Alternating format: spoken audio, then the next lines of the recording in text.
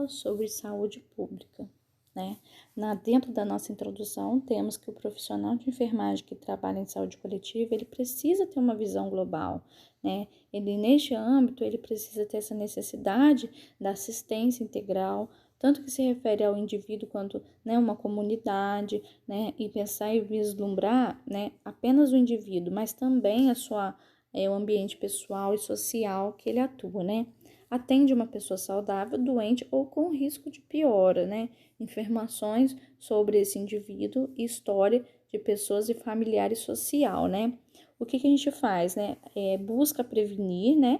Curar e evitar o aparecimento de novos casos, né? A definição e a terminologia básica, nós temos bio, né? Que é biológico, uma vida, né? Atribui os processos celulares biológicos. O físico, que se refere ao corpo, né, as funções corpóreas. O psico, que é atribuído à mente do indivíduo. Social, que é atribuído à sociedade como indivíduo que interage com outras pessoas. Espiritual, né, que esta perspectiva tange, né, o espírito do indivíduo, está relacionado a crenças religiosas e as fé que podem muitas vezes tirar o indício, né, de uma doença sendo ou não associada a esse tratamento de medicina. O cultural, que vem cultivar esta relação, né, relacionada o indivíduo que tem bagagem e aprendizado de vida, é atribuído o nome, né, UBS, aos locais que trabalham ou não uma saúde da família, e sendo um local físico de assistência primária, né? Como a gente tem o posto de saúde hoje. Quando a unidade de trabalho não tem estratégia de saúde da família, que é um programa específico do Ministério da Saúde, né? Para assistir de forma integral toda a família, gente. Ela vai desde a gravidez, né? Até o idoso. Para assistir de forma integral toda a família, que recebe o nome de UBS, né? Já quando este local trabalha, possui uma equipe específica, saúde da família, e sim recebe o nome de USF, tá? Então, desde então, outras conquistas foram escritas na história, por exemplo, a Lei Federal 10.507, aprovada 10 de julho de 2002, e apresentada essa criação dessa profissão de ACS, né? E aqui nós temos uns conceitos importantes, né, para a gente saber, né, e a gente está controlando, né? O surto epidêmico, que é uma epidemia de proporção reduzida, atingindo uma pequena comunidade humana, né? Uma endemia, que é qualquer doença específica localizada, tá? Temporariamente limitada e habitualmente presente entre os membros da população cujo nível incidente se situa sistematicamente nos limites dessa faixa. A epidemia, que ocorre na doença grande número de pessoas, né, ao mesmo tempo, em sentido restrito, que pode ser considerada alteração espacial ou uma cronológica delimitada, tá? De um estado de saúde, doença de uma população, progressiva ou crescente, inesperada ou descontrolada. E temos também a pandemia, que é um dado de ocorrência epidêmica, né? Que é larga distribuição espacial, atingindo várias nações, né?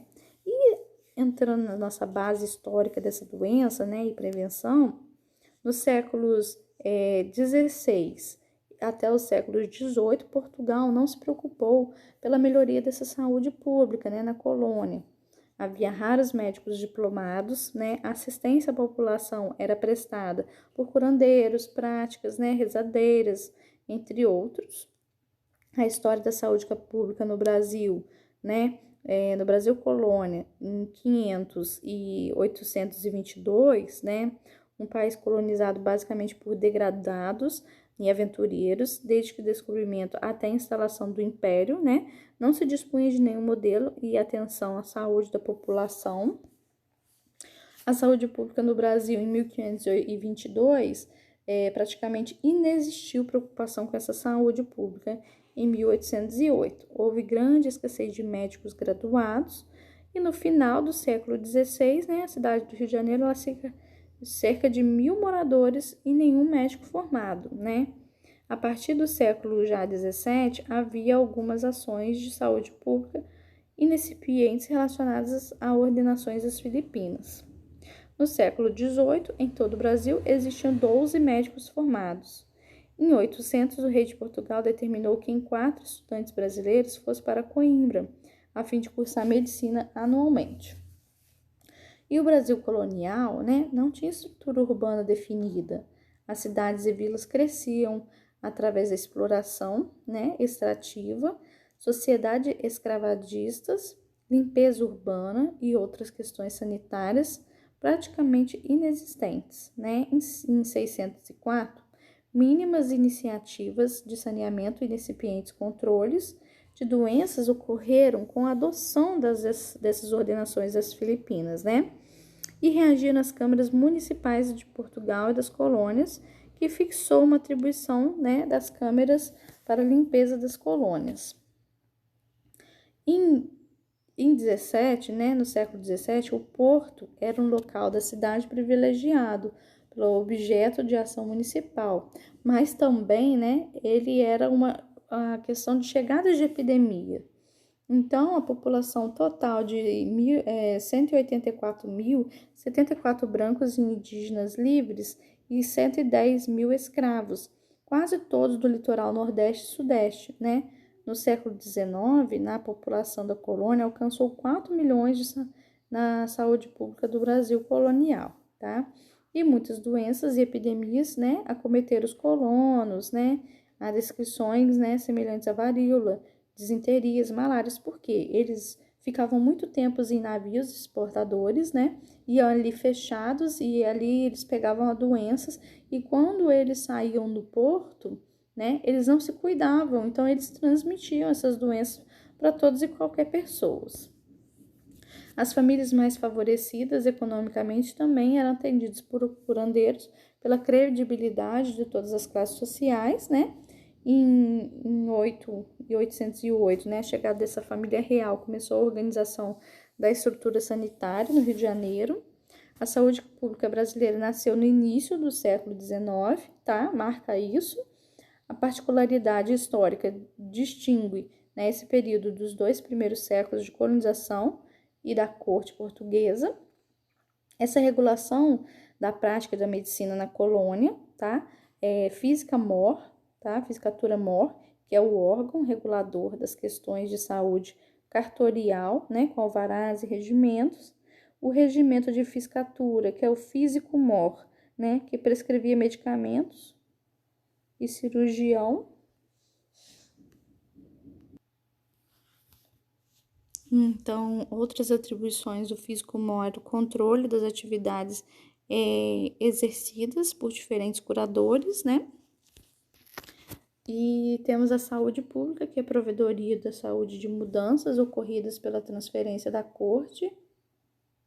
Então, foi o cargo provedor Mor, que é a saúde da corte do Estado do Brasil, que foi ocupado por um médico português, que já era um físico Mor, nos reinos e domínios, com seus delegados, ficaram responsáveis por essa conservação da saúde pública, As atribuições do provedor Mor era a prevenção e combate de epidemias, salubridade da cidade do Rio de Janeiro e fiscalização dos portos, abastecimento de alimentos, vigilância das cidades, quarentenas, Na saúde pública da República,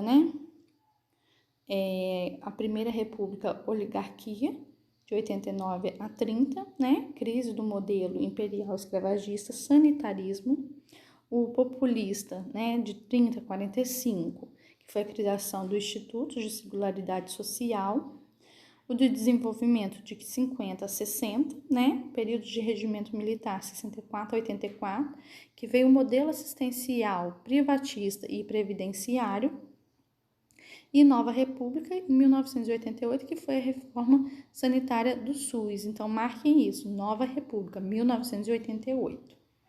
O sanitarista campanhista, que historicamente as políticas públicas de saúde do Brasil estão diretamente ligadas ao modelo econômico da época, No início desse século XX, o modelo econômico agroexportador, da região sudeste estava em risco. A preocupação com a saúde pública emergiu com efetiva prioridade, tá, do governo do Brasil para enfrentar esse risco à economia e observou-se a necessidade de reestruturação marcante no Estado que diz respeito à área dessa saúde pública, né? A realização de campanhas sanitárias para combater as epidemias de febre amarela, peste bubônica e varíola, né? Implementação de programas de vacinação obrigatória na massa da população, desinfecção de espaços públicos, domiciliares, medidas de higiene, e aí foram fazendo, né?